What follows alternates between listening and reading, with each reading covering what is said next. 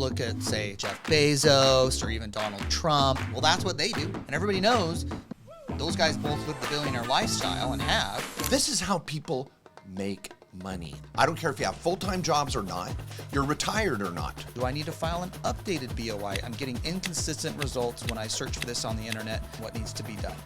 Nothing. Don't waste your time. Well, we're going to use a Wyoming LLC owned by a revocable living trust as the trustee for the land trust. Wow. Okay. Well, I need a drink. I know. I know.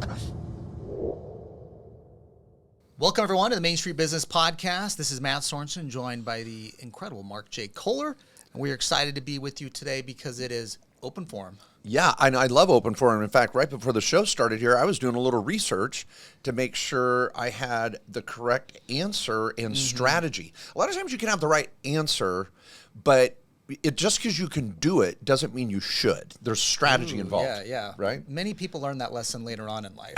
Just because you can doesn't mean you should. Yeah, that's when you're drinking spicy margaritas, taking bad decisions. Yeah, this is sage advice. Well, and I have to say, too, as we've been doing this show over the years, the questions are getting harder. Yeah. I feel like we've gotten smarter, but the questions are getting harder, too. And we've attracted an audience of a lot more sophisticated people and a lot of other professionals. I think when they get stumped, they throw their question into us.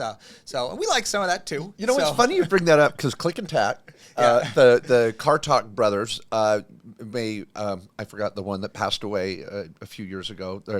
God rest his soul. What a great show. Mm-hmm. But it was funny. It was the opposite for them. Yeah. They started the Car Talk show for mechanics in the Boston area. Hey, we're going to break down your technical answers for these mechanics.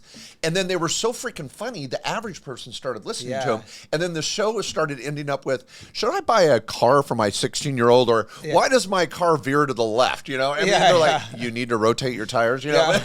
But where's this going in another direction? Yeah, people calling in, what's this clump, sound, you know? So, and we went from, what's an LLC? To short-term rental grouping elections.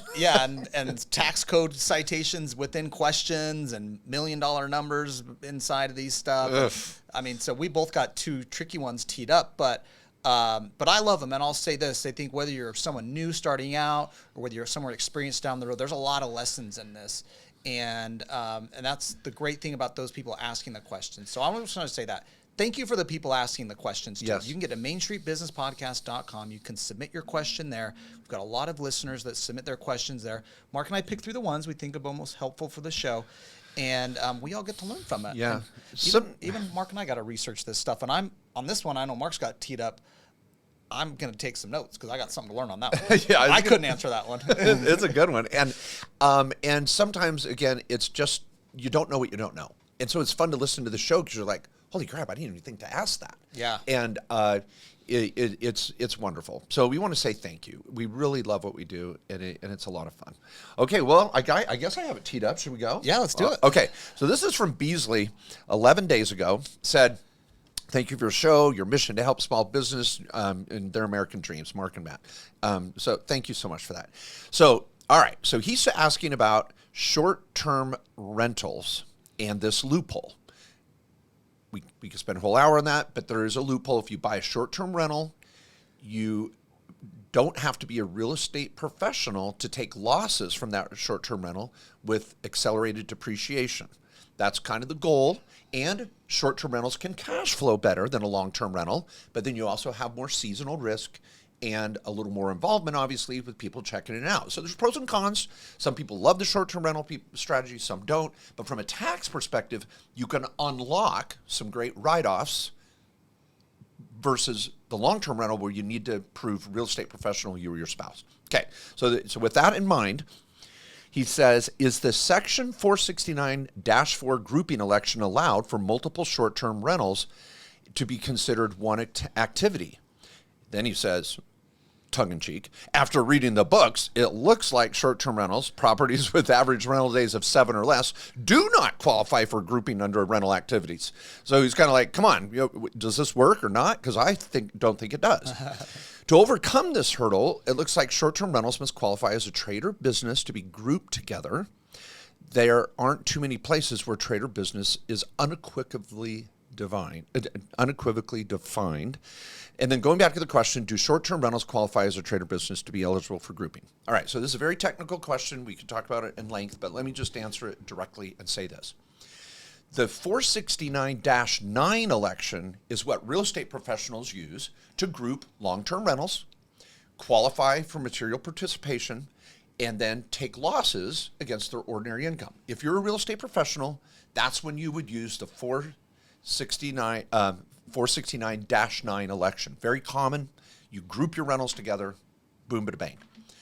With short-term rentals, they do not qualify under that grouping election -9 because they're not a rental activity.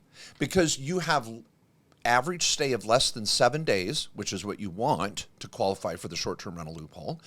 You keep good records, multiple rentals throughout the year, yada, yada, yada. So an Airbnb example, you would very well have less than a 7-day average stay for your guests.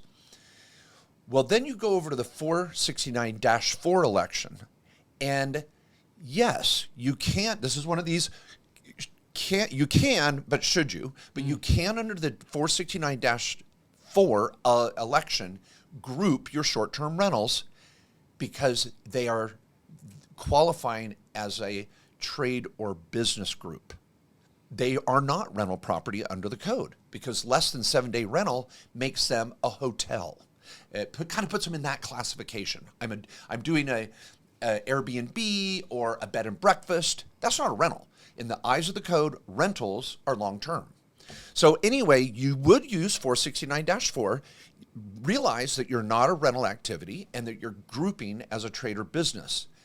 Now, why would you do this? See, in order to take care of this loophole, you have to show material participation.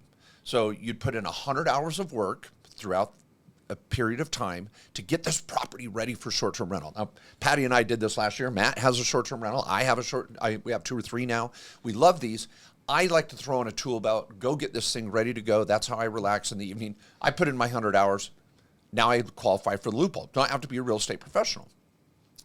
Well, if you group those short-term rentals, so let's say you bring 3 of them online in a given year, now I can put in 100 hours over 3 short-term rentals.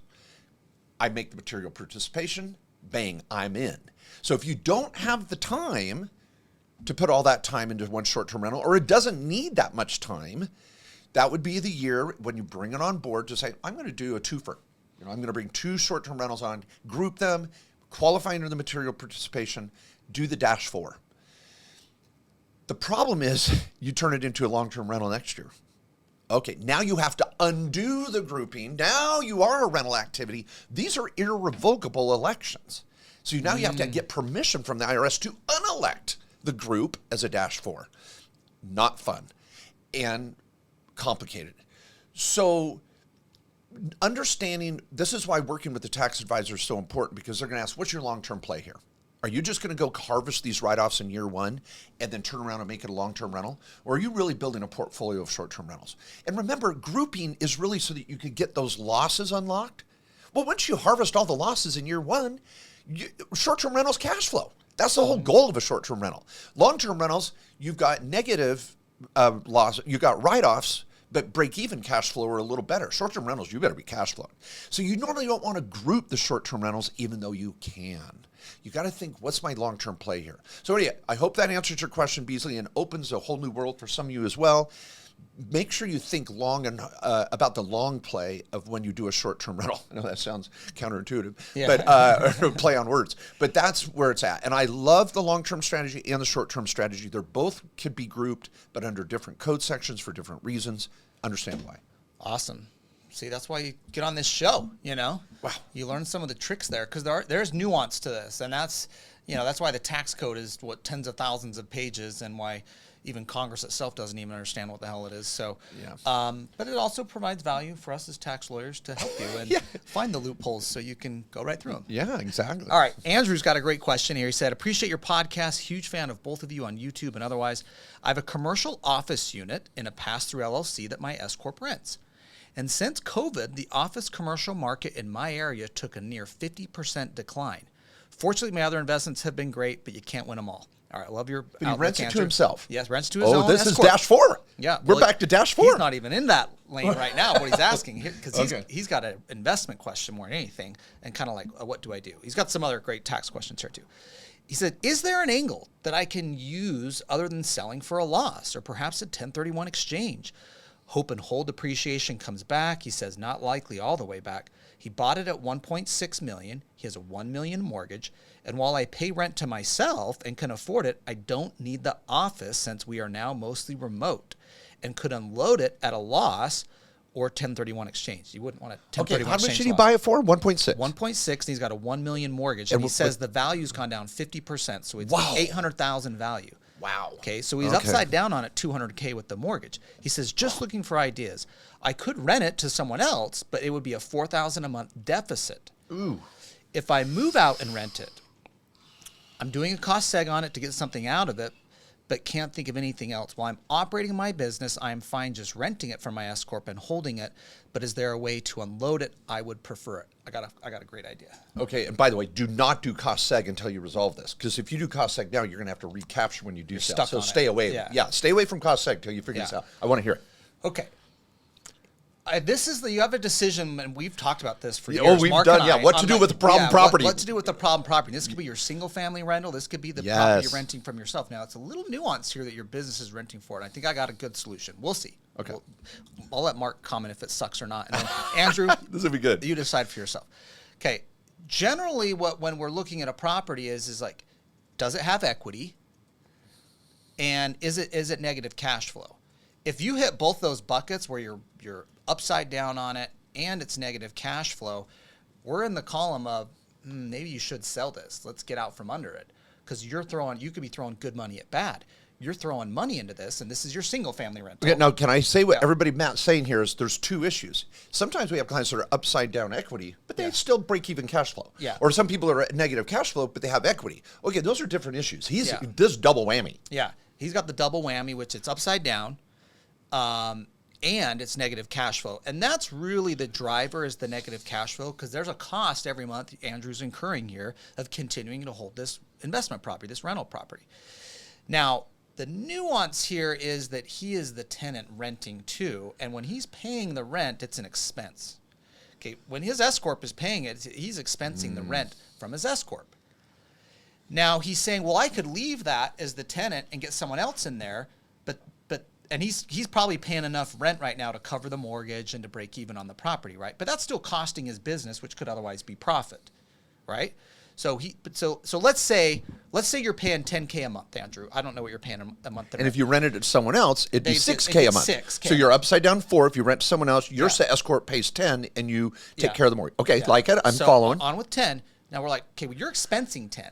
All right, you're getting a deduction on that in your company. So maybe that's saving you a few $1,000s in tax, because that's an expense that if you just stop paying it and let someone else pay that $4K.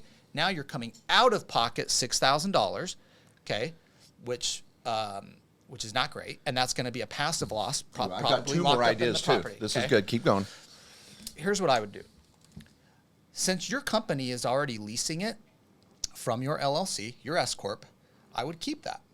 I would enter into a sublease agreement for the $6,000 a month that you think you can get out of it, let's say, and that other $4,000 deficit, your S-Corp still has to pay it because it's responsible on the loan.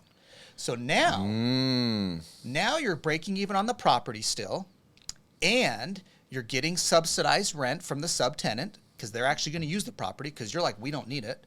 But your S corporation is still on the lease paying for that $4,000. Just like happened with a lot of tenants right now. We've seen a lot of people that are in, and I've seen this with other clients that are in long-term leases and they've gone remote. Well, what do? They go sublease it. Well, the sublease tenant isn't going to pay the full rent that they are stuck on their lease for. So, but it covers some of it. And so they're at least ahead a little bit in getting that covered. So I like that because you're still getting an expense. We get to cover some of that cash flow that you'd otherwise come out of pocket at. I think that's a good option, because the point I want to make here of the goal is, if we look at commercial office right now, it's at a low value point. We don't buy high and sell low. Okay, you already bought high on this property. Let's at least sell high on the property, which means don't sell at the bottom of the market. Commercial office is a disaster right now, and that's why you're at 50% decline. Now, I don't know, is it 3 years, 5 years till that recovers? It's going to recover at some point, and you're talking about losing $800,000 to sell now. I think losing $4,000 a month for the next 3 years might be worth it to come back and not lose all that money. Okay, I got a counter. Okay, all right. I take your bet and raise 2. Okay. Now here I'm going to counter and say this too. What Matt said in a sexy way, you're still out an extra $4,000. Yeah. Bottom line, cash flow is going to cost you 4, but you're getting a write-off for that 4 directly in your S-Corp. So, okay. So it kind of ease the pain. Yeah. But Matt opened the door to a couple parts I like. Subleasing. A lot of people are working from home. They don't need a full building or a full space, but they need some space. Yeah. So you could turn this into more of an office share scenario. Yeah, Get true. creative.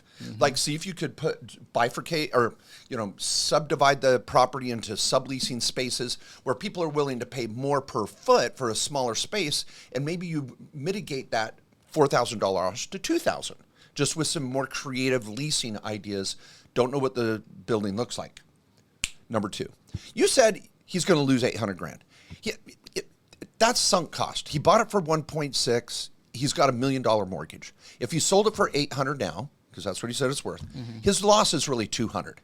He's got to come out of pocket for $200,000 to break the mortgage, and then the burden's off his back. No more lost cash flow per month. Blah blah blah. But hear me out. Okay. Seller financing. A lot of times there might be a buyer out there that can't qualify for even an $800,000 mortgage on a building. They're looking for a deal. True. Go out and find a seller for $1 million. A buyer. Go find a buyer at $1 million and carry the paper. Let them do an assumption where between you and it, put it in a trust. Be careful. The bank may want to call it due if they figure out what's going on. But do it for sale by owner. Get $1 million. If they default, property's back to you. If not, you could ask for a big deposit on that. But find someone that's got a buying problem. They don't have good credit. They're willing to pay a premium for terms. See, it's either price or terms. So now you could give away terms. Yeah, that's a good idea. There might be a buyer out there that you could do seller finance, leave the existing debt there in place, make them refinance it in 5 years or something, or 3 years. It gets them into the property. Their business could operate it, cover the mortgage.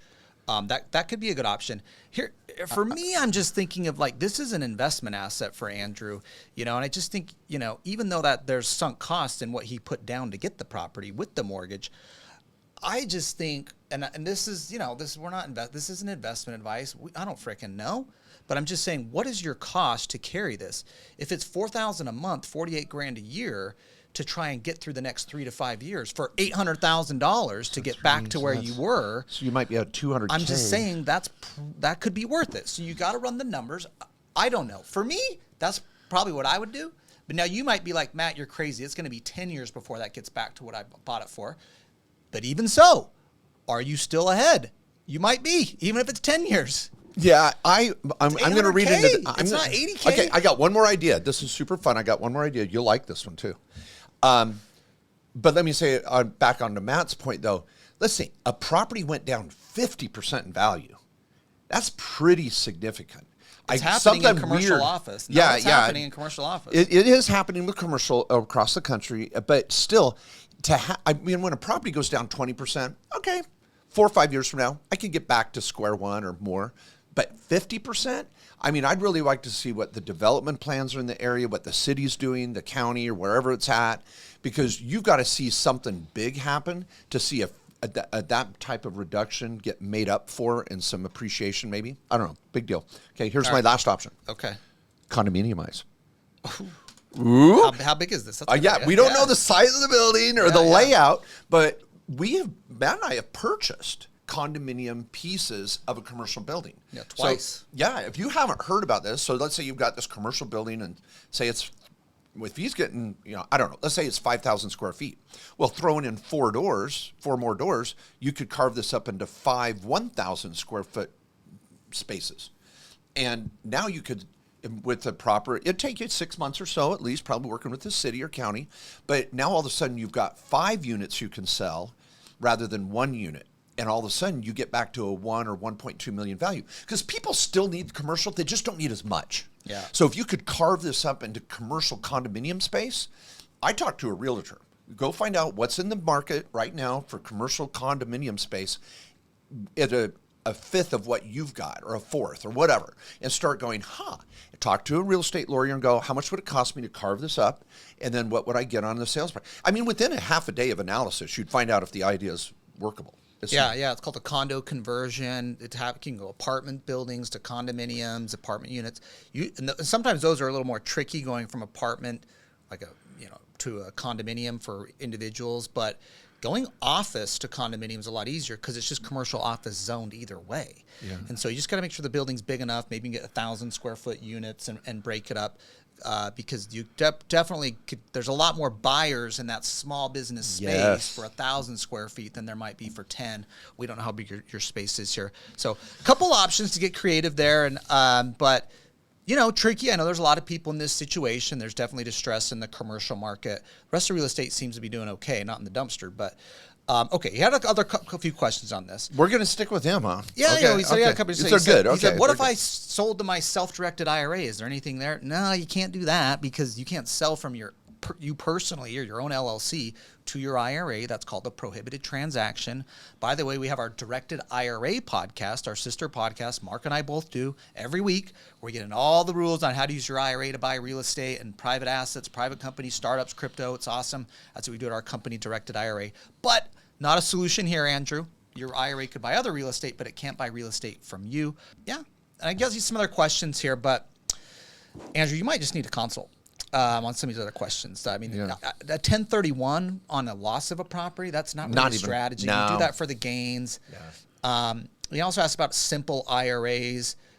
Simple IRAs are okay. It's irrelevant to this topic. Yeah, we can get into that in another You need to focus on this building issue. And I think we gave you 3 or 4 options that might mitigate the loss or just help you decide whether you move forward or not. But stay away from the cost seg again, unless you're invested to give, like Matt said, another 5-year run at this. Then go harvest the cost seg. Yeah. Take the write-off in the S-Corp. Maybe get some more subtenants in there that help you cover more of that $4,000. All right. Here's a question from Gene180. Gene SH180. Hey, I wanted to get your take on Mark Kwan's new book, Be Smart, Pay Zero Taxes. Use the buy, borrow, die strategy to get rich and stay rich. Okay. I don't know Mark Kwan. I haven't read the book. But this concept of buy, borrow, die strategy is nothing new. Maybe this guy has a better take on it in some unique way, but we've got some. I take issue with it a little in several ways, and maybe Matt, you love it, like it. Or I'm interested in what you think. Yeah. Here's my first problem. Look at the basis of the book is to get rich and stay rich. Okay, when you're going into debt, you're reducing the equity and value of your property. You're literally living on the equity of what you've built. You're not increasing your wealth. You may be not paying taxes borrowing that money, but to get rich, you want to build equity. You want to build value that creates cash flow. Borrowing from that equity reduces my wealth. Okay, very important point. Number 2 is getting rich. Some people would say, well, it's not about equity market, it's about cash flow. Okay, cash flow. Now let's think about this. I'm going to go buy a property. Somehow, now you make money in real estate when you buy. I get it. So if you get a killer deal, you put down some money, you get a mortgage, and it's worth more than the purchase price. You got a good angle on it. Maybe you put in some sweat equity. Now you have more equity that you can borrow against, right? Because you bought real estate, you put money down or bought it with cash. Now you're going to borrow from yourself. That's really what you're doing, unless you created more equity in that real estate. Okay, cool. So now you're going to borrow against it. That's debt service. So now I got to go generate money to pay the debt service. So you're like, well, I'm living tax-free. I borrowed from that equity in my property. I don't pay taxes on that. Knock yourself out. Who's paying that payment? You got a mortgage payment now. You got a debt payment. You took that debt out tax-free, but now I got to go generate income somewhere. I think you're going to pay tax on that. To make a payment on debt, you don't get a write-off for. You don't get a write-off for debt. Oh, well, I get a write-off for the interest. Oh, now you're paying interest to live tax-free? What? Bottom line, I think it's a little nonsensical. It's a sexy title. It works technically in the short run, but it's not sustainable. Yeah. And I would stay away. Yeah. I think, this is something that people look at, say, Jeff Bezos or even Donald Trump, and they're like, well, that's what they do. I mean, they go accumulate assets that appreciate in value, whether it's Donald Trump buying real estate or Jeff Bezos with all of his Amazon stock. And everybody knows those guys both live the billionaire lifestyle and have, but they have very little income on their tax returns, right? Both their tax returns got disclosed back in, 2020 or something 2016. like that? 2016, okay. Yeah. Well, that was the years that were disclosed, but this is like maybe 4 or 5 years ago. Their returns on a lot of their high net worth people, Elon Musk, got disclosed. And people are like, well, but Jeff Bezos doesn't sell his stock. Donald Trump doesn't sell his real estate. So how does he get that value out of it? Oh, he gets loans against them. Because when he gets a loan against it, he's not selling the asset, getting a capital gain. He's not having income. Same thing with Bezos with his stock. So in those instances, what's happening is they're getting debt against assets that appreciate in value. Obviously, Amazon's had a ridiculous growth rate, far better than the interest rate cost, the cost on the debt. And you could say the same thing with Donald Trump on his real estate portfolio. So I think you can look at those as examples with a lot more zeros behind them than what many of us may do. But you could look at that as one way to do it, as that I'm going to get debt against my assets, use that debt to live on, or make other investments that could get that could generate more return than the cost of the debt. Now, this strategy, I love this strategy a lot more 3 or 4 years ago when interest rates were 4 or 5%. Yeah. That you could strip out equity on a rental property or maybe even a stock portfolio. You could get a loan against that. I shot a video on how to do that, by the way, on my YouTube. And so, but now, rates might be 8% for these types of loans now, maybe 7 on real estate or 6 possibly. But so now I've got a lot bigger cost to that, which Mark was talking about, the interest rate cost, especially if you're just using it for personal expenses. If I'm deploying it to other investments that can beat that interest rate hurdle, where I'm getting 10% plus return, okay, I like it. But I'd be careful. I wouldn't do that in speculative stuff like crypto or things that could go they're very volatile in relation to, debt against your real estate or stock portfolio that might otherwise be a little less volatile. So I like it. I just think it's a little dangerous. Remember the cost to the debt. And just because it might work for certain high net worth people doesn't mean it's the best for your strategy, for you and your assets. So just consider those factors. The other thing I'll say on that too is, I think Warren Buffett's partner, Charlie Munger, said the biggest, one of the biggest threats that he thought there was out there was the 3 L's: liquor, ladies, and leverage. Okay. This is the threats to your life. Okay. This is him, and this is the leverage part. Okay. This is getting debt. Now I get the die part. We get the step up in basis on all these assets, and they can pay off the debt because the assets have the value. The kids don't pay any tax because they got step up in basis. And I generally love keeping assets. Assets that have great cash flow or appreciation on them, let's never sell those. Never. It takes so much time to generate assets. Stop selling them. Keep them. Well, maybe 1031 them or, but yeah, if there's a better asset. Yeah. If there's a better asset, drive greater returns. So I'm not totally against it. I get it. Let's strip out some equity and some value on those and enjoy it without selling it if we think there's still growth ahead in them and they otherwise can cash flow. But you want to take you want to enjoy some of that wealth. Yeah, it's going to be a one-off. The stars have to align to make this a lifestyle. I think the book is, let's make a lifestyle of get rich, borrow everything, blah, blah, blah. No, but from time to time, there may be an opportunity on a particular asset to do this. And so I'm going to say in summary, what I took from your comment, Matt, was that, hey, Mark, that on a sustainable lifestyle basis, great point.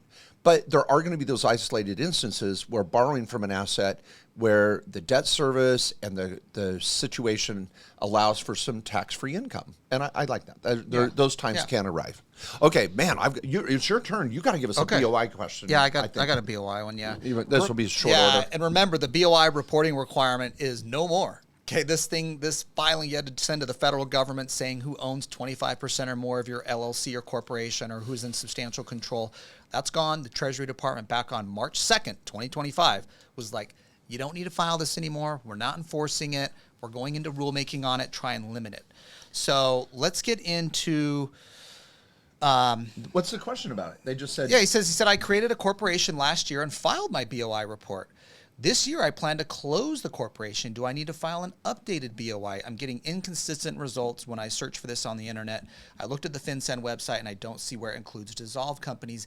Any ideas on what needs to be done? Nothing. That's the good news. Yeah. GA4CL, nothing needs to be done. Yeah. Because you don't need to file it to start your entity or to dissolve it.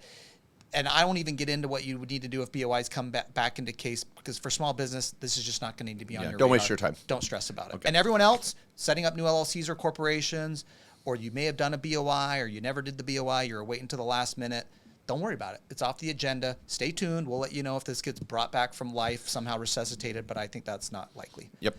Okay, S. Gooddale, 514. Hey, Matt and Mark, longtime listener, subscriber, big fan. Thank you. Writing because my husband and I have a duplex that we own, and thanks to your guidance on the topic, well, thank you.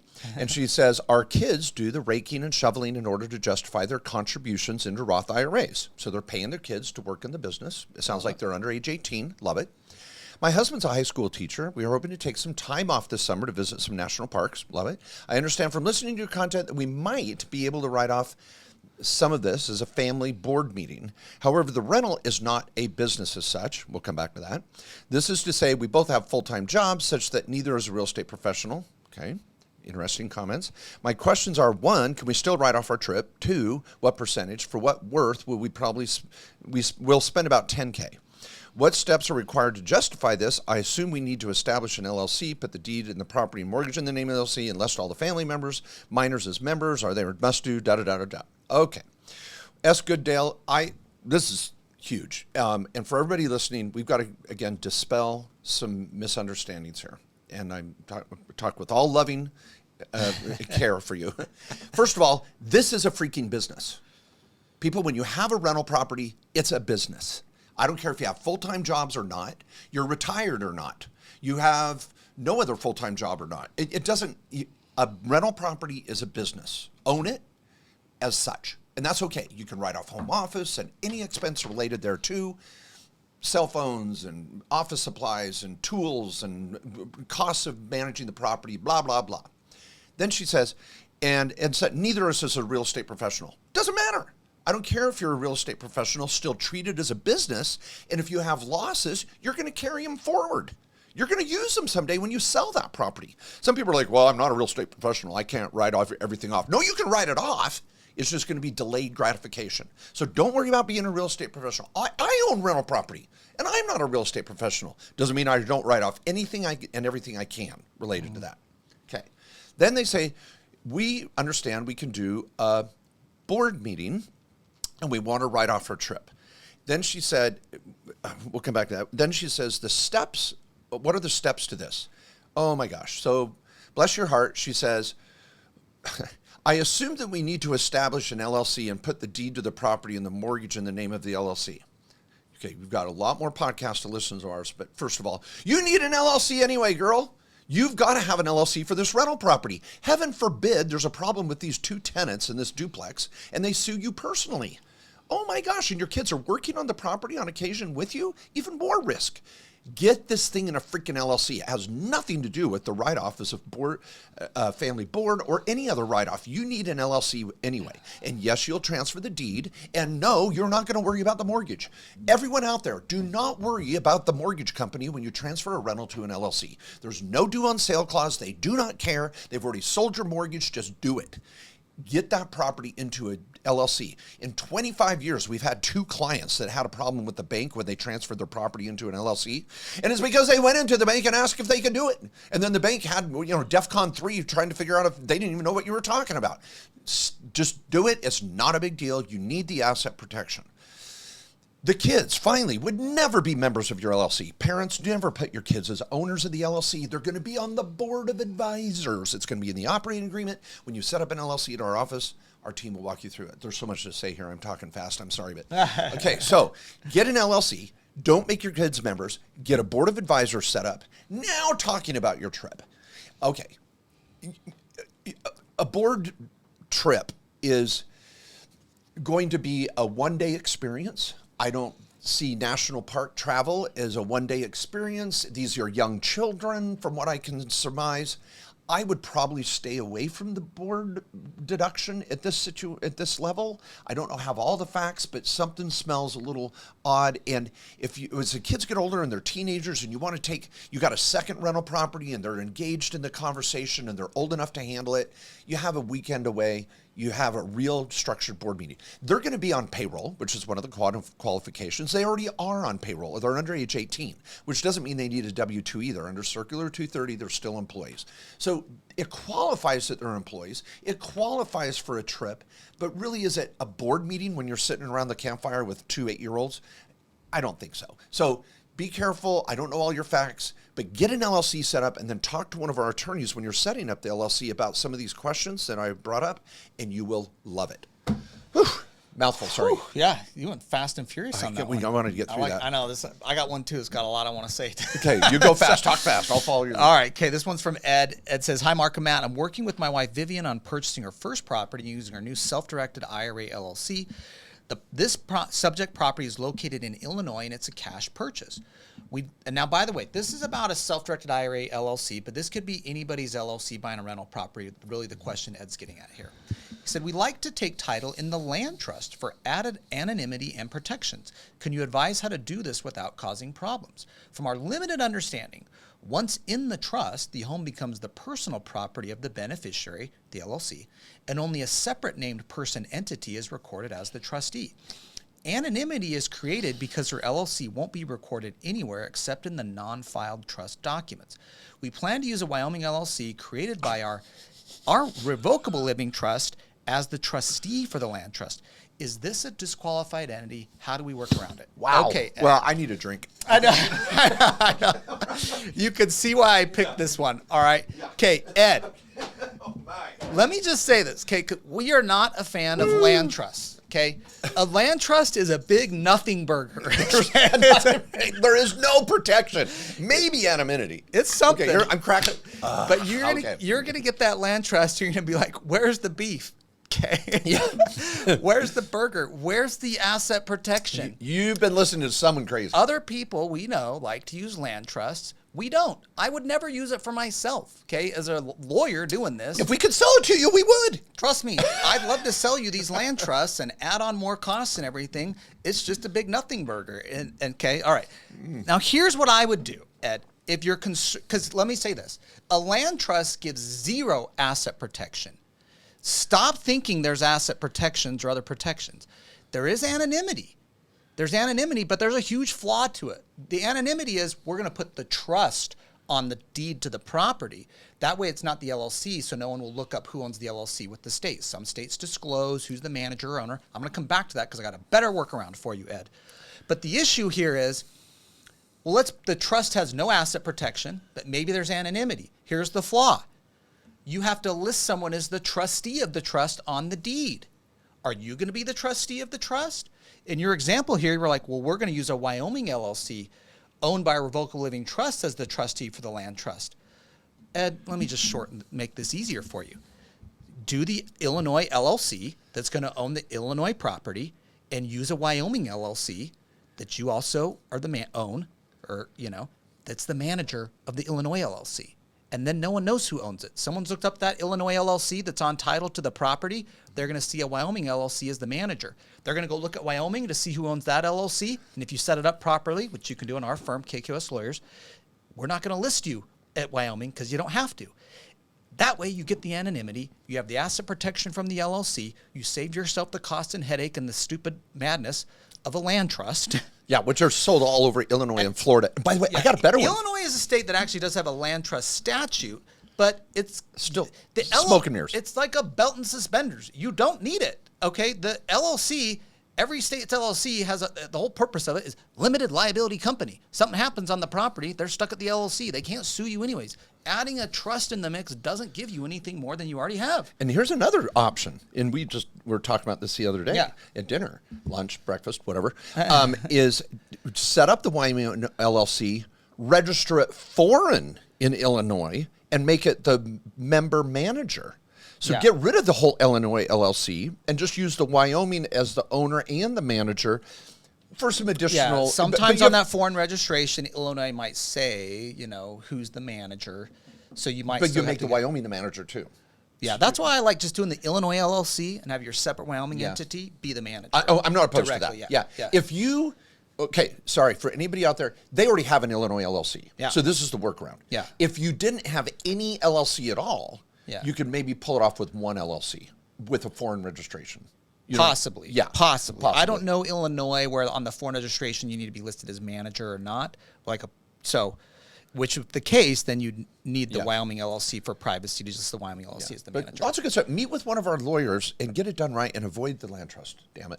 I agree. Don't save your money and the headache. And I'll just say this: there's only a few states that actually have a land trust statute. Illinois happens to be one of them, as does Florida.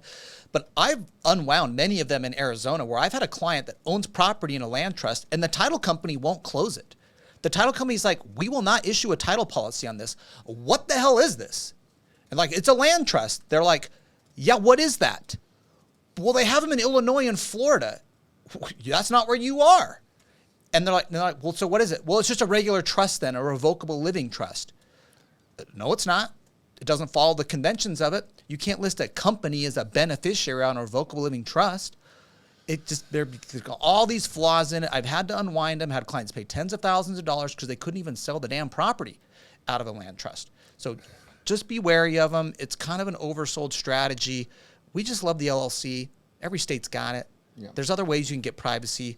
We like the Wyoming LLC, could be the management entity to help get you privacy. Love it. Right. Okay, great comments. Okay, man, we have so many good questions. I think we can only take a couple more, but I may do one more. Yeah. Do one more. Okay. This is Morakamimo67.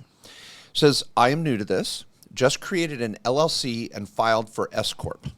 So I think what she is saying is that she made an S election on her new LLC. Would like to have a consultation on how to structure my business or what to pay attention to so it could be beneficial at the end of the year for taxation. It's a small business for now. I understand if this is, bless her heart now.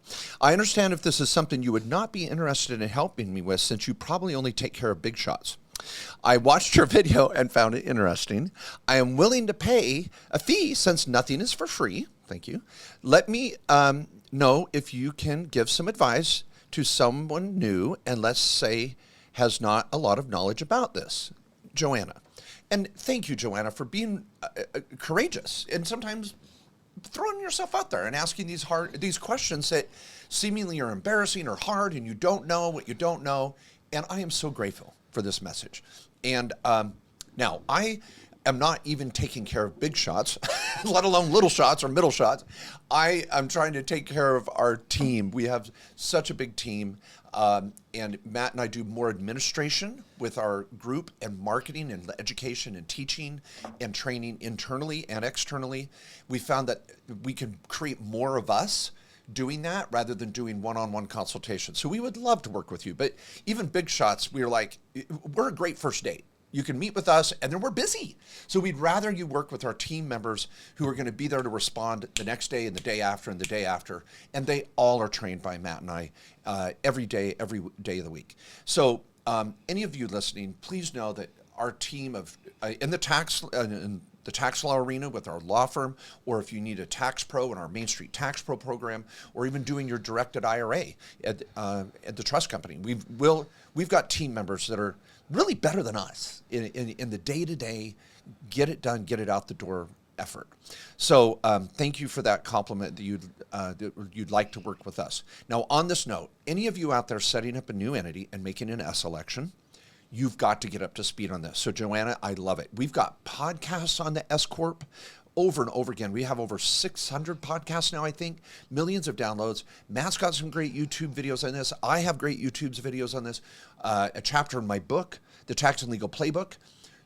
Tons of free content. And I would challenge you to take the next couple weeks and just consume anything you can find that Matt and I have said about S corporations. And for any of you out there new in this S Corp arena, some of you may need an S Corp. If you're in an LLC making money, you should study this too. Then make that appointment. Have an appointment with one of the tax lawyers to build your trifecta, review your last year's return, and make a plan. And if we don't save you 5 times what you pay us to have that consult, I'd be shocked.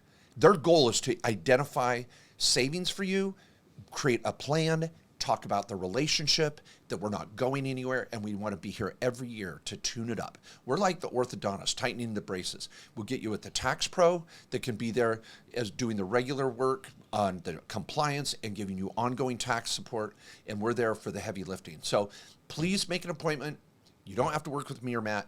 And any of you out there in this new S-Corp arena, there's plenty of free content out on there. You do need to get your payroll dialed in and know the process.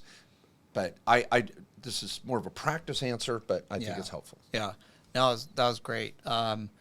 Well, this is interesting. We're kind of finished. We started with some tricky ones, and we're finishing with some kind of new people here with some kind of entry-level questions. I got the same one here. This one's from Karen. She asked, I have an established 10-year-old real estate LLC that I don't use anymore.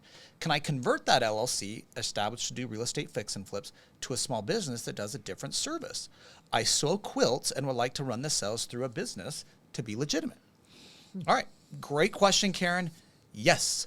We can look at that same LLC. I presume there's no other real estate or anything in it. You say you don't use it anymore. That same LLC, if you've still kept it active with your state and it's still in good standing, we can use that same LLC. I don't know what the name is, and if you want to change the name, you could even amend the name to that same LLC to be more around the quilts that you sew.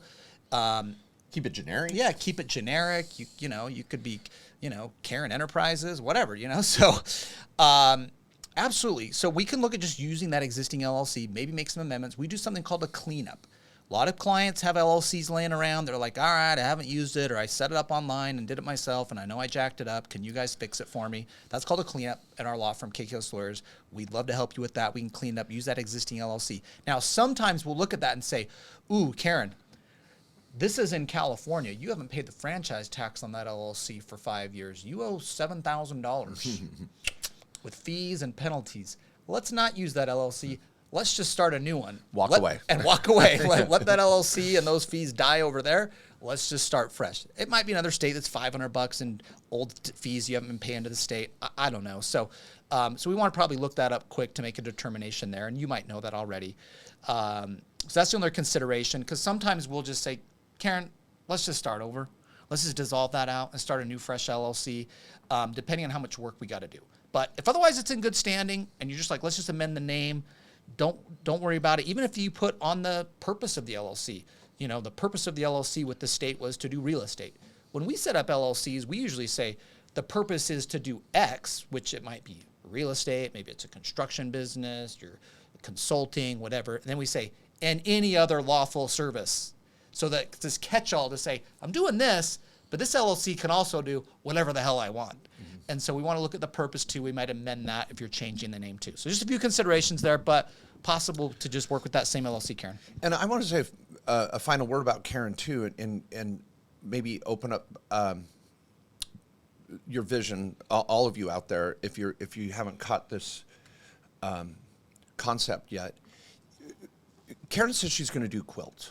Okay. Some of you might go, oh, she's not going to get rich doing that. Or that's okay. That's great. She's going to sell one quilt a month and make $1,000 a month if the best, or what. I don't know how much her quilts go for, but let's just think of the big picture here.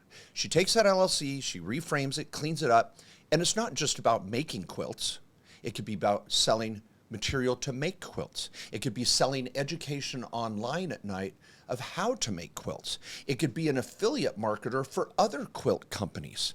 She could be giving speeches about quilt making. She could be doing trainings about quilt making live. She could be holding classes live on YouTube on making quilts and everything related. This is how people make money. They take their passion, their product, their idea, and find multiple streams of income that they could work with. She's going to partner with other quilt makers. She's going to create an association. She's going to teach, train, and it gets just so exciting. This new world, this digital world, opens up the door for Karen to really. She could have a 6-figure business by the end of the year just doing quilts. So I just compliment you, Karen, for pursuing your dream. Think big, never think small. And if you only get halfway there, that's okay. You're better off. Yeah, good advice there. Well, thanks everyone for all your questions. And if you're sitting there thinking, guys, why don't you talk about X? Well, you didn't ask. That's why. So get over to mainstreetbusinesspodcast.com, submit your question there. We love hearing what you guys want to hear about. And that's what the Open Forum show is dedicated to. This is your questions. Mark and I want to give you as much information we can. Sometimes we think we know the topics that are relevant, and sometimes we don't. That's why we did Open Forum. It's one of our most listened to shows. So thanks everybody for tuning in today. We'll see you next time. Until then, keep living the American dream. We'll see you then.